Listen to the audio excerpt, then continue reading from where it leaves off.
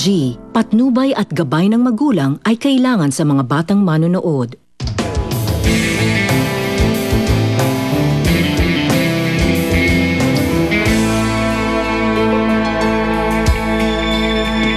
Romualdo, bakit kailangan mong gawin? May punto si Natasha. Siya ang legal na anak ni Cesar. Dahil tama si Bernadette. Pareho silang may mga karapatan. Kaya habang maaga, gusto ko na silang ipasok sa kompanya. Because I want to see them fail. Good you're all here. Diana, you will join the sales force under third here as a sales agent. Natasha, you'll retain your position as marketing head. And Bernadette, you will work directly under Natasha as a marketing assistant. No naman. Pwede naman akong manager. Ba't naman ako assistant? The world is not fair, so live with it. Kamusta naman ang corporate life, anak? Ang pangit na trabaho na napunta sa akin, ginawa na ako assistant ni Natasha. In short, dakilang taga-timpla ng kape niya. Ikaw, kausapin mo anak mo, ha? Pagsabihan mo siya. Huwag niyang inaapi-apihan ang anak ko sa opisina. What else can you expect sa isang anak ng pokpok? Huwag mo akong hahamunin. Pumapatol ako sa matatandang katulad mo. Miss, wala kami tala dito. Kasi yung tala, hindi maganda sa balat. Bakit ganun lang po ang life sa tala? Alam ko gawain ahente legacy. Bigay sila discount. Kapalit groceries sa supermarket ko. Kausap ko, supervisor ninyo, pero wala, ginawa. Kung maayos ko po ang gulong ito, baka pwede naman po ibaba ang presyo dito sa grocery niyo para makapasok ulit ang tala. Basta ikaw lang kausap, na problema. Ha? Oh my God. I hate her. I hate Bernadette. I hate what Lolo's doing. I hate this competition. Okay, stop it na. Puro ka na lang hate, okay? Stop thinking about the competition. Erase the negative vibes. Now, what you do, think of Josh para love. Nakakalimutan mo na break na kami. Ay, oo nga pala, no? Okay, so paano yan? Paano sa birthday dinner tsaka sa press con bukas ni Ciara, sinong kasama mo? I reserved the +1 for you. Just cancel the +1. Cancel the +1? Yeah. Oh, wait, hold on.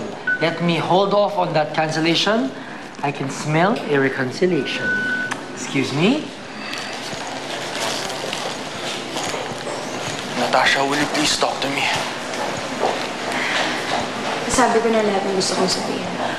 Natasha, hindi ako aalis dito hanggat di mo ako kinakausap. You can stay all night if you like. I don't care.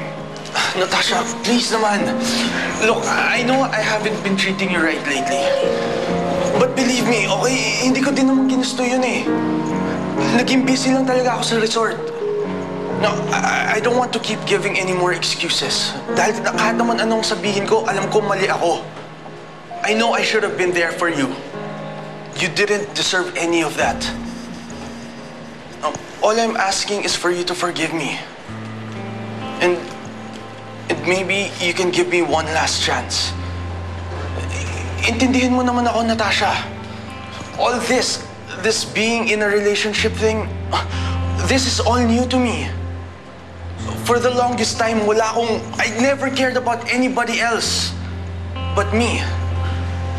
But you come along, and everything else changes. And I end up caring about you the way I do now. Please understand. Siguro kailangan masanay lang muna ako. Just give me some time. Siguro nga, marami ka pang kailangan matutunan when it comes to relationships. And I think you should learn it with someone else. Goodbye, Josh. Natasha, please. Just give me one more chance. I don't believe in second chances.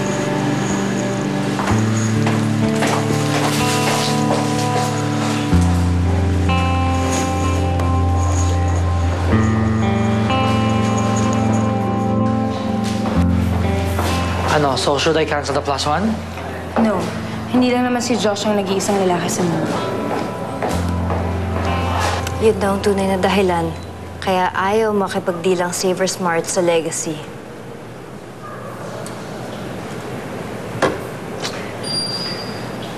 Yes, sir.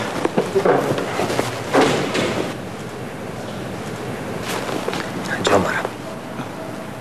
Totoo ba na kumikickback ang mga ahente natin sa SaberSmart? Nakausap na mismo ni Diana ang may-ari nito. At ang sabi nito, nakausap ka na niya, pero wala kang ginawa. Ibig sabihin lang nito, may nakukuha ka rin sa kanya. Parang wala akong alam sinasabi mo. Anong wala? Kaya pala lagi mo sa akin sinasabi na pabayaan na lang ang account ng SaberSmart. Para hindi ka namin mabuking. I-report ko to sa upper management, pero simula ngayon, suspindido kami muna, pati yung buong sales team mo. Pare, third. Pwede ba na yung pag-usapan to? Huwag mo muna ako mapare-pare. Dahil una sa lahat, hindi tayo magkumpare. Umalis ka na.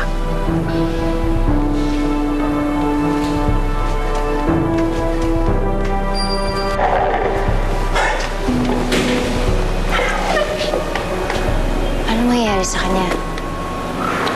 Hindi ko alam. Magpapaimbestiga muna ako dito sa nangyaring to. Pero ang alam ko, may vacancy ako sa posisyon ng area supervisor. At dahil ikaw ang nakapagbalik nun, tama lang na ikaw ang mapunta sa posisyong yun. Promoted ako? You deserve it. Pero kakaumpisa ko pa lang, ang dami mong kailangan matutunan. Huwag kang mag-alala, tututukan naman kita eh. You deserve it, don't worry. Congratulations. Maraming salamat po. Thank you po talaga. Thank you, thank you. Thank you po.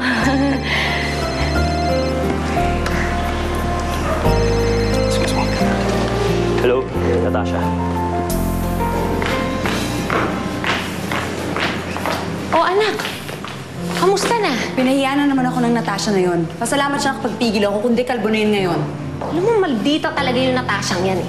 Umanda siya sa akin kapag nagkita kami. Eto, isa pa to. Hoy, ikaw, nasaan ang magaling mong anak, ha? Malay ko, malaki na siya at hindi ko na kailangan malaman ang bawat kilos niya. Baka hindi mo alam. Pinahiya na naman ang buwisit mong anak, ang anak ko kanina, sa mga kamiting nila. No kidding. Are you sure about that? Sa tingin ko kasi hindi na kailangan gawin ni Natasha yun eh.